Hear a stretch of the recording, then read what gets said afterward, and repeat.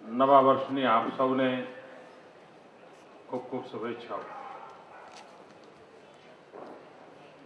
કર્ણાવતી મહાનગરના મિત્રોને હું અભિનંદન આપું છું કે એમણે આ કાર્યક્રમની તારીખ અને સમય બદલ્યો। નહીં તો પહેલાં ભાઈબીજના દિવસે સવારમાં જ કરી દેવાનું, બધા લોકોના કંઈ પોતપોતાના કામમાં હોય, કાર્યક્રમ થયા ખાતા થઈ જાય। આ ટાઈમ બદલ્યોનો ફરક દેખાય છે ને, એક સુધી બધા, એટલે હવેથી મને લાગે છે આ લાપાચમ સારી છે। લાપાચમ સાંજે થાય,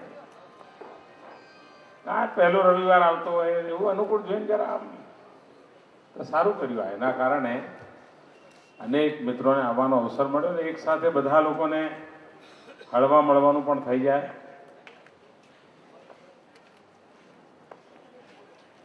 મિત્રો, આ પ્રસંગ કંઈ ભાષણનો તો હોય નહીં, કંઈ નવું કહેવાનું પણ ના હોય। આપણી દિવાળી સરસ ગઈ, નિર્વિઘ્ન બધા તહેવારો આપણા રાજ્યમાં થઈ રહ્યા છે। પ્રગતિનો કોઈ પાર નથી સાહેબ। ચારે બાજુ ગુજરાત નવી નવી ઊંચાઈઓને સર કરતું જ રહ્યું છે।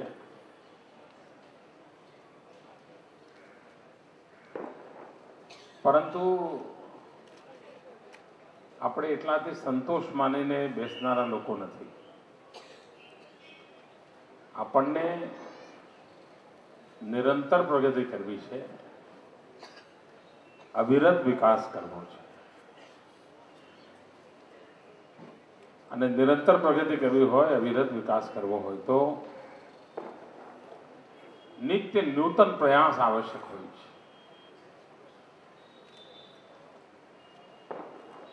અને આપણી મથામણ હોય છે કે આ પ્રકારનો પ્રયાસ નવા વિચારો સાથે,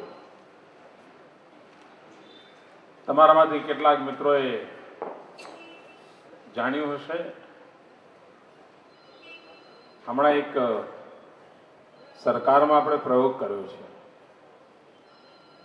ચીફ મિનિસ્ટર ફેલોશિપ। ભારતમાં આ પ્રકારનો પ્રયાસ પહેલી વાર થયો છે। અને આ પ્રયાસ એવો છે કે અનેક એવા બ્રિલિયન્ટ લોકો હોય છે, હોનહાર લોકો હોય છે, જેમને સમાજ માટે કંઈક કરવું હોય છે, પરંતુ ક્યાંથી કરવું, કઈ વ્યવસ્થામાં કરવું એમને ધ્યાનમાં નથી આવતું। જીવનમાં કેરિયર બનાવવાની મહેચ્છા હોય છે, પરંતુ થોડોક સમય જો દેશ માટે આપી શકાય તો આપવાની ઈચ્છા હોય છે। આ સ્વાભાવિક સત્યનો સ્વીકાર કરીને આપણે ચીફ મિનિસ્ટર ફેલોશિપની શરૂઆત કરી છે। દેશ અને દુનિયામાંથી કોઈ પણ ભારતીય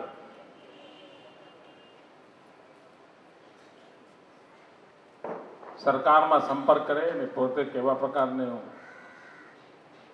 બુદ્ધિ, શક્તિ, સામર્થ્ય, અનુભવ ધરાવે છે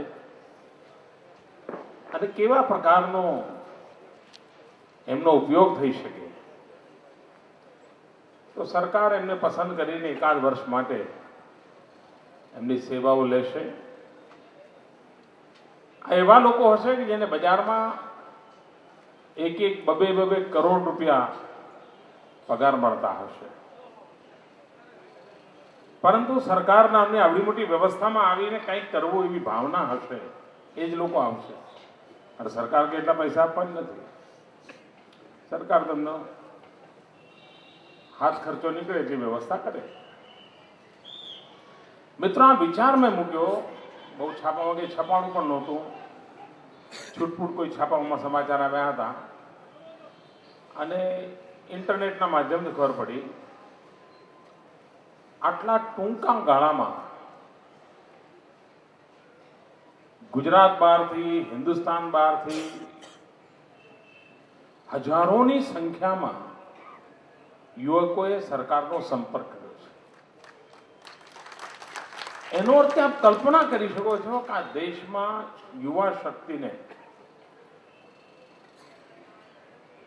અગર જો કંઈક કરવા માટેની જગ્યા મળે તો એ સાહસ કરવા તૈયાર છે. આના કારણે આજની યુવા પેઢીને સરકારી વ્યવસ્થા સાથે જોડાઈને એમના નવા વિચારો, નવી કાર્યપદ્ધતિ, નવી ટેકનોલોજી એનો અને સરકારની જૂની ઘરેડ એ બેનો તાલમેલ થશે. વ્યવસ્થાની અંદર નવા પ્રાણ પુરાશે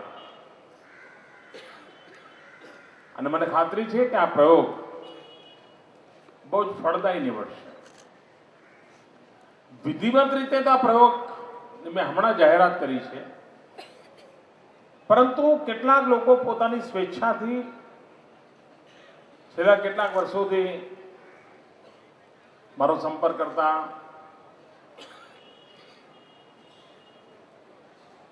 મારી ઓફિસમાં કામ કરતા, કોઈ 6 મહિના માટે, કોઈ 12 મહિના માટે, કોઈ અમેરિકામાં જ ઉચ્ચ ડિગ્રી કરીને આવ્યા, કોઈ સિંગાપોરથી આવ્યા, કોઈ લંડનથી આવ્યા,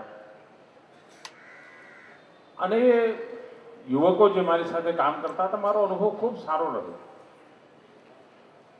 અને એમાંથી જ વિચાર આવ્યો કે આ પ્રકારની શક્તિને કોઈ ચોક્કસ વ્યવસ્થા અંતર્ગત લાવવામાં આવે તો આપણે વધારે સારા પરિણામો મેળવી શકીએ.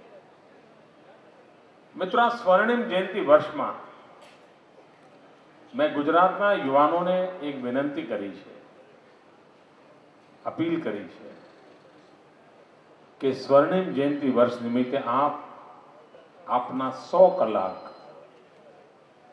સમાજ માટે આપો. 100 કલાકનું દાન. કોઈ રોજ 1 કલાક આપે, કોઈ અઠવાડિયામાં 2 કલાક આપે, જેવી જેની અનુકૂળતા, અને સમાજ માટે એમના 100 કલાક ઉપયોગી થાય. અને એમાં પણ મારા મનમાં વિચાર સ્પષ્ટ છે. એક, આ યુવકોની શક્તિનો ઉપયોગ થાય સાક્ષરતા માટે. જે લોકો 40 વટાવી ચૂક્યા છે પણ શિક્ષણનું સૌભાગ્ય નથી મળ્યું, એમના સુધી જો આ પ્રકારે સેવાભાવથી કોઈ જાય અને એમને શિક્ષિત કરવાનો પ્રયાસ કરે તો ખૂબ ઓછા સમયમાં અનેક લોકોને શિક્ષિત કરી શકે. બીજો, આ યુવકો પાસે મારી અપેક્ષા છે સમગ્ર ગુજરાતમાં સ્વચ્છતાનું વાતાવરણ બનાવવું. ગુજરાત નિર્મળ હોય, ગુજરાત હરિયાળું હોય, એમાં એમની શક્તિ કેવી રીતે કામે લાગે. અને ત્રીજી વસ્તુ છે બચતના ક્ષેત્રે કેવી રીતે કામમાં આવે. પાણી બચાવો, વીજળી બચાવો, સમય બચાવો.